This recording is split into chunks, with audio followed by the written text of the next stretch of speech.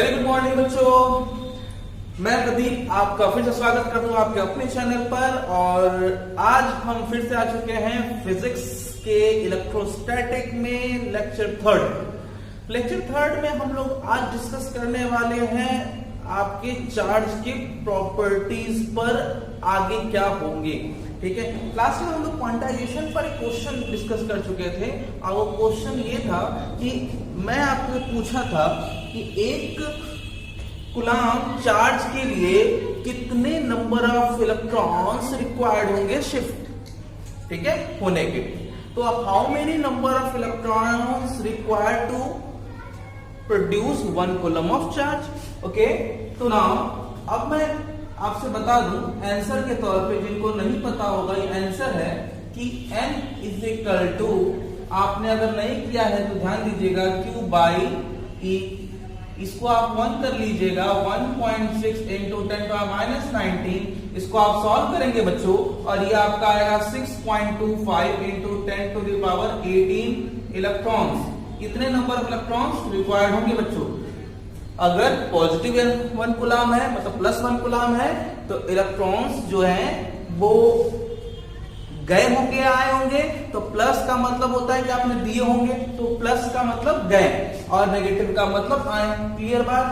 आज हम लोग एक एग्जांपल और पर बात करेंगे और ये एग्जांपल आपका होगा एनसीईआरटी से बच्चों, ठीक है, एनसीईआरटी से हाउ मेनी इफेक्टिव चार्ज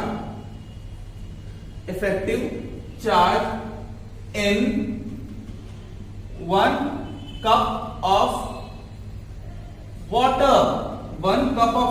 ध्यान दीजिएगा, आपको पूछा यह गया है कि कितने इफेक्टिव चार्ज होंगे किसमें, 1 कप ऑफ वाटर। तो स्टैंडर्ड पैरामीटर की मैं अगर बात करूं तो 1 कप का मतलब बच्चों होता है 100 ग्राम्स। ओके, स्टैंडर्ड पैरामीटर की बात करूं तो 1 कप का मतलब होता है 100 ग्राम्स। और वाटर मींस आप बहुत अच्छे से जानते हो H2O, ठीक है। आइए देखते हैं फिर। तो इसके लिए पहले सॉल्यूशन पर आइए और चेक करिए कि हमारे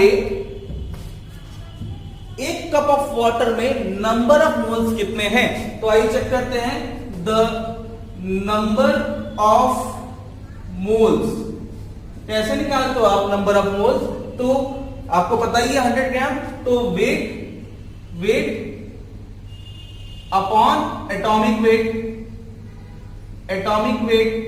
या मॉलिक्यूलर वेट। तो एटॉमिक वेट कितना है 100 ग्राम और एटॉमिक वेट कितना होता है H2O का, तो 18 होता है बच्चों। तो अब हम लोग क्या करेंगे, देखिए अब हम लोग करेंगे इसको मोल में चेंज, ठीक है। तो ये हो जाएगा 100 ग्राम्स अपॉन 18, ठीक है, ये मोल हो गया। क्लियर, इतने मोल होते हैं 1 कप ऑफ वाटर में। अब मैं आपसे बात करूं कि एक मोल में कितने नंबर ऑफ एटम्स मौजूद है वाटर के। तो मैं आपसे बता दूं कि एक मोल में the number of atom in these moles कैसे निकालेंगे आप, 100 अपॉन 18 इंटू कितने हो गए, कितने होते हैं 6.02 इंटू 10⁻23। ये क्या है बच्चों, ये कुछ और नहीं, इसको हम लोग कहते हैं एवोगैड्रो नंबर, ठीक है, ये आपका एवोगैड्रो नंबर, ठीक है। अब हमने क्या किया कि इससे मल्टीप्लाई कर दिया। अब मैं अगर आपसे पूछूं कि इतने एटम्स मौजूद हो गए हैं, क्या ये इतने एटम्स ही चार्ज होंगे, तो इसका जवाब है नहीं। H2O के एक एटम में कितने नंबर ऑफ इलेक्ट्रॉन्स होंगे, तो 10 होंगे। ऑक्सीजन की 8 और हाइड्रोजन H2 एक सिंगल इलेक्ट्रॉन 10 हो गया टोटल। तो टोटल नंबर ऑफ इलेक्ट्रॉन्स तो ये हो जाएगा 100 upon 18 into 6.023 into 10⁻23 into 10 electron. Total electrons हो गए बच्चों। अब जब हमारे पास टोटल इलेक्ट्रॉन्स हैं तो हम इन टोटल इलेक्ट्रॉन से क्या कर सकते हैं, जब हमारे पास टोटल नंबर ऑफ इलेक्ट्रॉन्स हैं तो हम इससे निकाल लेंगे टोटल क्या इफेक्टिव चार्ज। तो यहां से आपको करना है इफेक्टिव चार्ज कैलकुलेट। तो इफेक्टिव चार्ज कैसे निकालेंगे बच्चों? कुछ नहीं, आपको नंबर ऑफ इलेक्ट्रॉन्स पता है, उसमें आप इलेक्ट्रॉनिक चार्ज से मल्टीप्लाई कर दीजिए। तो आपको 100/18 करना होगा। ये 100/18 है बच्चों, ध्यान दीजिएगा, इंटू क्या 6.023 इंटू 10⁻23 इंटू 10 और कितने इलेक्ट्रॉन की वैल्यू रखिए 1.6 इंटू 10⁻⁻19 कूलम्ब। बस बच्चों यही है आपका आंसर। ठीक है, इसको कर लेंगे मल्टीप्लाई और कर लेंगे 18 से डिवाइड और आ जाएगा आपका वैल्यू। तो इफेक्टिव चार्ज इतने हैं 1 कप ऑफ वाटर में। तो चलिए अब बात करेंगे हम लोग नोट। ठीक है, सबसे इंपॉर्टेंट नोट बच्चों, एक बात आप ध्यान में रखिएगा। क्या रखना है आपको ध्यान में? ध्यान में ये रखना है कि क्या चार्ज में मास होता है? तो इसका जवाब होगा हाँ, क्योंकि चार्ज प्रोड्यूस ही होते हैं इलेक्ट्रॉनों की शिफ्टिंग से। ठीक है, तो बिल्कुल होगा। ठीक है, तो note due to shifting of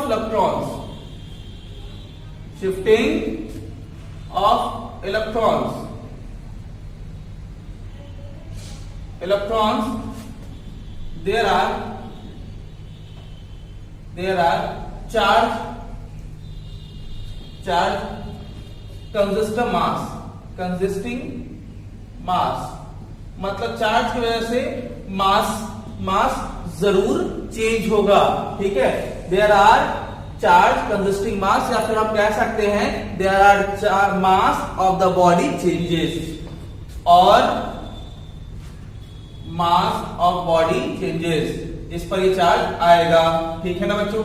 अब इस बात को कैसे क्लियर करें? इसका मतलब ये है कि मैं अगर आपसे बात करूं कि मेरे पास अगर ये 2 ब्लॉक है, 2 बॉडी है, 2 स्फीयर है और इस पर अभी कोई चार्ज नहीं, इस पर कोई चार्ज नहीं, और इसको जब हम आपस में रब कर दिए थे तो इस पर नेगेटिव और इस पर पॉजिटिव आ गया है। तो इस तरीके से अगर मैंने इसको रब किया तो पॉजिटिव वाले पर इलेक्ट्रॉन्स क्या होंगे? पॉजिटिव वाले से इलेक्ट्रॉन्स गए होंगे और नेगेटिव वाले पे आए होंगे। तो there are mass of the body decreases and vice versa. यहाँ पे मास ऑफ द बॉडी क्या होगा? इंक्रीज हो जाएगा। इस बात को ध्यान में रख लीजिएगा कि एक सिस्टम जहां पॉजिटिव होगा उसका मास कुछ गिर जाता है ड्यू टू शिफ्टिंग, और उतना ही अगर इस पर चार्ज आया है तो इस पर उतना ही मास बढ़ जाएगा। ठीक है, तो यहाँ पर मास में भी चेंज देखने को मिलता है। तो अब हम बात करेंगे इलेक्ट्रोस्टैटिक के सबसे इंपॉर्टेंट पार्ट की, और वो है Coulomb's law. Coulomb's law coulomb ने ही दिया था। कूलम्ब साहब बताते हैं कि अगर चार्ज है, चार्ज में नेचर कैसा है? अट्रैक्शन का या फिर रिपल्शन का। ओके, तो चार्ज पे अट्रैक्शन और रिपल्शन के थ्रू जो फोर्स एक्ट कर रहा है, ये फोर्स का मैग्नीट्यूड कैसे निकालें? तो ये हमारे जो कूलम्ब थे वो इंस्पायर थे हमारे न्यूटन से इंस्पायर होकर इन्होंने बताया कि जहां बड़े बड़े ह्यूज बॉडीज मास के बीच में फोर्स लगता है, वैसे ही स्मॉल टाइनीस्ट चार्ज पार्टिकल के बीच में भी फोर्स लगता है, और इसका कैलकुलेशन भी वैसे ही होगा जैसे न्यूटन ने करा था। मतलब ये भी डिस्टेंस पर डिपेंड करेगा, बट ये मास पर डिपेंड नहीं करता।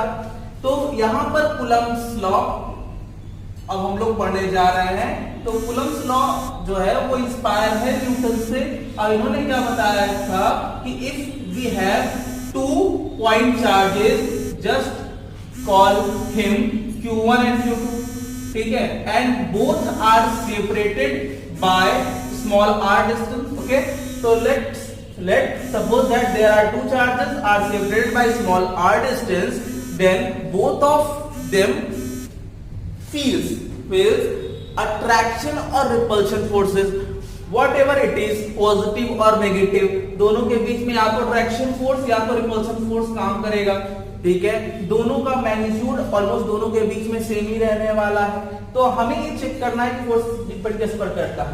नाउ बाय एक्सपेरिमेंटल प्रीव्यू उन्होंने ऑब्जर्व किया, now the force of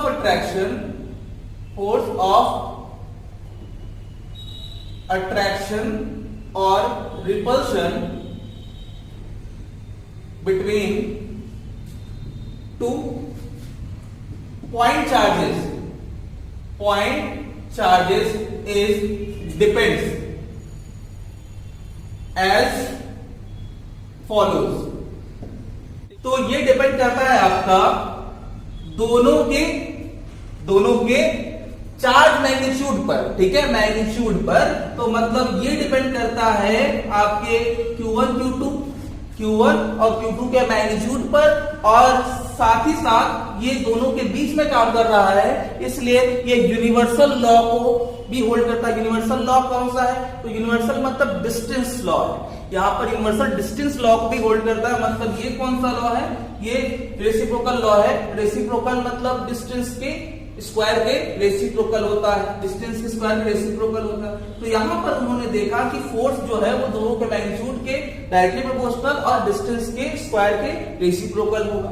proportionality हटेगा तो क्या मिलेगा? कांस्टेंट मिलेगा। और यहां पर उन्होंने कांस्टेंट लिया था स्मॉल के, ठीक है, स्मॉल के, और this is nothing but this is called Coulomb's constant. Okay, this is Coulomb's constant, इसको कूलम्स कांस्टेंट कहा गया। तो ये बताते हैं कि जो कूलम्स कांस्टेंट है उस कूलम्स कांस्टेंट की एक पर्टिकुलर वैल्यू होगी कब? जब यहां पर दोनों चार्ज के बीच में कैसा स्पेस हो? फ्री स्पेस हो। फ्री स्पेस मतलब जहां वेयर द वैक्यूम और एयर एग्जिस्ट या फिर other medium does not exist. Okay, तो यहां पर इसकी वैल्यू उन्होंने डिफाइन की 9 × 10⁹ न्यूटन मीटर स्क्वायर पर कूलम स्क्वायर। तो ये हो गया आपका के की वैल्यू। अब जैसे ही के की वैल्यू आ जाती है तो now the force becomes 9 × 10⁹ into Q1 Q2 upon R square. ठीक है, केवल इतने से ही नहीं, उन्होंने फिर इसकी वैल्यू और डिस्क्राइब की। नाउ अगेन, ठीक है, अगेन इन्होंने बताया कि 1/4πε0 इज इक्वल टू 9 × 10⁹। इन्होंने वैक्यूम में रहते हुए एक और कांस्टेंट को सपोज किया, और where is 1/4π, this is called epsilon naught. Epsilon naught, what is epsilon naught? तो where epsilon naught would be called permittivity of what? Free space. Okay, permittivity of free space. The permittivity of free space is what? The permittivity of free space is the constant about free space. Another constant? Yes, another constant. That another constant would be changes with the medium. Okay, that medium constant would be changed with the medium. Okay, remember that. And that would be value as 8.85 into 10 to the power minus 12, 10 power minus 12। इसका unit मैं बता दे रहा हूं आपको, इसकी unit हो जाएगी coulomb square per newton metre square. Remember that this is the value of epsilon naught, 8.85 into 10 power minus 12। This is the force value. Now again the expression becomes 1/4πε0 Q1 Q2 upon R square. ठीक है, तो ये हो गया आपका expression finally. अब वो भी कब? जब मीडियम में एयर या वैक्यूम हो, एग्जिस्ट करता हो, तब। क्लियर बात? तो ये बातें हम लोग कर ली दो चार्ज के बीच में लगने वाले फोर्स ऑफ अट्रैक्शन या फिर रिपल्शन के मैग्नीट्यूड के बारे में। ओके, बात क्लियर हो गई। Now again we want to put a medium just like a insulated medium such as paper, wax, oil, pure water. This is all of the materials are called dielectric. तो जब अगर हम बाहर से कोई डाइलेक्ट्रिक रख देते हैं, डाइलेक्ट्रिक मतलब इंसुलेटेड मीडियम्स रख देते हैं, तो फिर इन चार्ज के बीच में इफेक्ट क्या होता है? तो मैं बता दूं कि जैसे ही हम कोई बाहर से डाइलेक्ट्रिक मीडियम लाएंगे तो ये एप्सिलॉन नॉट जो है उसकी इफेक्टिवली बढ़ जाता है। ठीक है, now Now, when the external medium or dielectric present between the charges, then dielectric को हम लोग यहां से K से रिप्रेजेंट करेंगे, और डाइलेक्ट्रिक मींस व्हाट, पेपर या फिर वैक्स, ऑयल, मतलब एनी वन ऑफ डाइलेक्ट्रिक या इंसुलेटर। तो ना अब ये फोर्स का फॉर्मूला जो है वो हो जाएगा आपका F dash 1/4 pi epsilon not के साथ क्या आ जाएगा, K, ठीक है, और साथ में Q1 Q2 upon R square. This is the another formula for force between 2 point charges. अगर मैं बात करूं इन दोनों के रिलेशंस की, ठीक है, इन दोनों के रिलेशंस की, तो इन दोनों का रिलेशन क्या होगा, F upon F dash, divide कर दीजिए, F अपॉन F डैश कर दीजिए। तो जैसे ही आप यहाँ पे डिवाइड करते हो तो ये हो जाएगा F upon F dash equal to K, ठीक है, या फिर आप लिख सकते हो कि F dash equal to F by K। क्या समझ में आया इससे बच्चों? इससे बात ये क्लियर हो गई कि जैसे ही हम डाइलेक्ट्रिक बीच में लेकर के आते हैं तो में इन दोनों चार्ज के बीच में लगने वाला जो फोर्स होगा वो रिड्यूस होगा, कितने टाइम्स, K टाइम्स रिड्यूस हो जाएगा, ठीक है। और नाउ मैं बता दूं ये जो आपने एप्सिलॉन नॉट K लिखा हुआ है वो epsilon not K would be called also epsilon, और this epsilon would be called, यहां पे एंड करके लिख लेंगे, and this epsilon would be called permittivity of what, medium, permittivity of medium। और जो बच्चों को K, इस K के बारे में नहीं पता है तो मैं बता दूं कि कोई और नहीं बच्चों, कि है आपका पेपर, ठीक है, वैक्स, वाटर, प्योर वाटर है, एक्सेट्रा, ठीक है, और इंसुलेटर्स। एंड इसकी जो वैल्यू होती है उसमें जो K की वैल्यू 1 होगी वो एयर के लिए होती है या वैक्यूम के लिए लेते हैं, और सबसे ज्यादा होती है बच्चों यहाँ पे वाटर के लिए, ये प्योर वाटर है 81, ठीक है। और इसके बाद मेटल के लिए मैं बता दूं, मेटल के लिए वैल्यू इनफाइनाइट होती है बच्चों, ये मेटल के लिए होता है, ठीक है, मेटल के लिए वैल्यू इनफाइनाइट होती है। तो जैसे जैसे K की वैल्यू बढ़ती जाएगी, K की वैल्यू बढ़ती जाएगी, वैसे वैसे आपका F जो है वो घटती जाएगी, ठीक है। तो अब बात आपको समझ में आ गई, ये हमारा फोर्स का फॉर्मूला हो गया। तो फोर्स को हम लोग यहाँ पर दिखा सकते थे नए फॉर्मूले से, और वो नया फॉर्मूला होगा 1/4 pi epsilon Q1 Q2 upon R square, ठीक है। तो ये आपका फॉर्मूला चेंज हो गया। तो इसको आप अनदर फॉर्मूला मीडियम के प्रेजेंस में, और इसको आप वैक्यूम के प्रेजेंस में कह सकते हैं, ठीक है। आई होप आपको ये फोर्स की फॉर्मूले समझ में आ गए होंगे, और ये फॉर्मूला बहुत इंपॉर्टेंट रहने वाला है। इससे रिलेटेड हम लोग क्वेश्चन देखेंगे कि कैसे क्वेश्चन करना है डील, और कैसे हम इस क्वेश्चन तक पहुंच सकते हैं, ठीक है। एक बार समझने का प्रयास करें, ठीक है। आइए एक क्वेश्चन से डील करते हैं। अगर मैं आपसे पूछूं कि चलिए बच्चों एक काम करते हैं, एक क्वेश्चन सॉल्व करते हैं, और ये क्वेश्चन कुछ और नहीं, एग्जांपल के तौर पे आपके लिए question, if two charges 6 microcoulomb and 12 microcoulomb are separated by 1 meter, then find the force of attraction or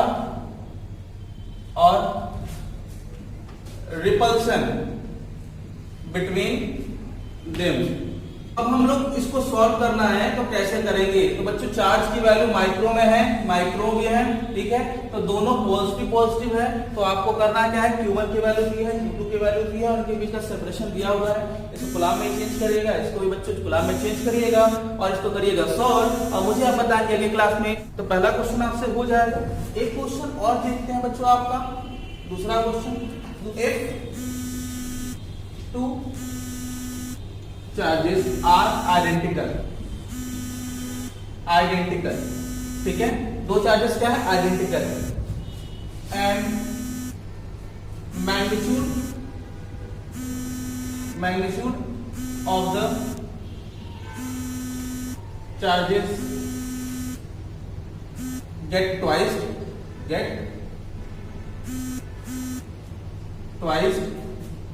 and separation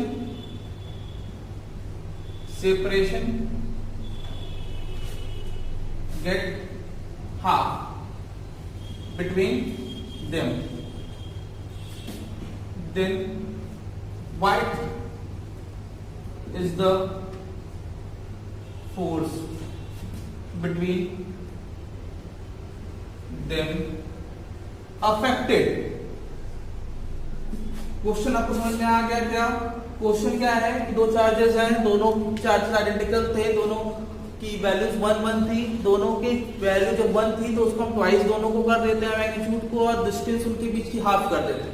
तो पूछा गया है कि force will be affected by, तो अब इन नया जो फोर्स है वो किस तरह अफेक्ट होगा। तो आपकी क्वेश्चन जो होगी वो आंसर आपका 1 टाइम्स 2 टाइम्स हाफ या 1/4 इस टाइप पे होने चाहिए। करेंगे बच्चे सॉल्व, आप सभी इस क्वेश्चन को ध्यान से देखिएगा क्योंकि ऐसे क्वेश्चन ही आपके बोर्ड्स में और कंपटीशन में भी पूछे जाते हैं, ठीक है, याद रखिएगा।